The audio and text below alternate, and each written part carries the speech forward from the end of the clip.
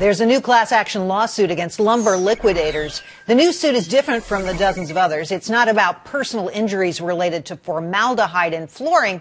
Instead, it accuses Lumber Liquidators of false advertising, saying its products were carb compliant from formaldehyde when they're not. Kristen Sagafi is the attorney handling this news case, and she joins us now. Kristen, thanks for coming on the show. Appreciate it. Thank you. Explain in your own words the essence of your suit. Yeah, absolutely. You said it, Gerri. It's a false advertising claim and case. My client is a California resident, and she alleges breach of express warranty and consumer fraud claims on behalf of a nationwide class of consumers who purchased Lumber Liquidators laminate flooring products that were manufactured in China. The products that Lumber Liquidators promised were Carb 2 compliant, and they're not. Well, are you saying that the flooring is unsafe? Well, that is the question that all consumers are asking, and I can tell you that my phone has been ringing off the hook with consumers asking that question. The California Air Resources Board says that there is no safe level of formaldehyde exposure. It's a known human carcinogen, and CARB says that there is no safe level.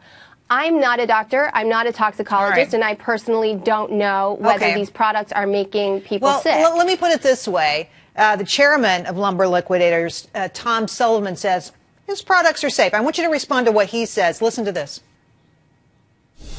The testing they're used and is deconstructive testing, which is not reliable, not recommended by CARB. You know, the CARB does test the core.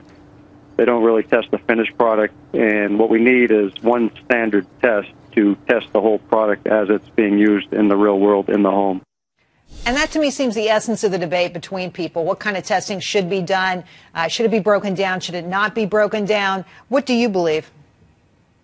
Well, what I believe is that CARB has established a test, and over the last year, my colleagues have tested 80 samples or so of Lumber Liquidators product, and in every single one of those tests, applying the test standards that CARB sets forth, the Lumber Liquidators product fails. Okay, so, and just to be clear here, we're talking about a California test that will ultimately be applied, I believe, all over the country. But correct. So what the company says, and I want to hear what you have to say on this, Lumber Liquidators says that the problem with that test is that it pulls apart the lumber, the flooring, and if you do that, you emit formaldehyde. But if that's not done, as it is when so many people lay this stuff, they don't pull it apart, they just lay the entire product on the floor, there's no safety concern. What do you say to that? Right, there's two issues. CARB has set forth a testing protocol for determining whether a product complies with the CARB standard. That's a test we're using, and that's the test that Lumber Liquidators failed. But answer my question. Should the flooring be pulled apart or should it not? And I believe CARB pulls it apart.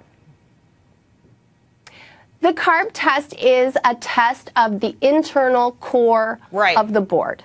But if that's not the way you're laying it in your house, why is it tested that way? Why should it be tested that way, in your view? Well, like we said at the top of this segment, this is a false advertising case. Lumber Liquidators said it's compliant with the Carb 2 test, and it isn't. So this case really isn't about which is the correct test.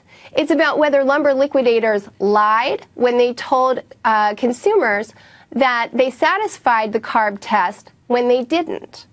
But for consumers, I think the question is this thing emitting formaldehyde into my room, into my child's room, into my kitchen, into my living room, into my dining room? And for you, I think the question should be answered. Is it dangerous?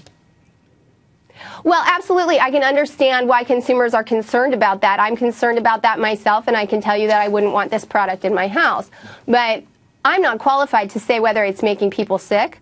What I know, and what our lawsuit alleges, is that consumers have a legal claim against Lumber Liquidators because they promised that its product satisfied a certain standard when it doesn't. Safe. Kristen, right, that's false advertising, and false advertising is unlawful. Got it. Thanks for coming on the show and explaining your suit. We appreciate it. Thank you.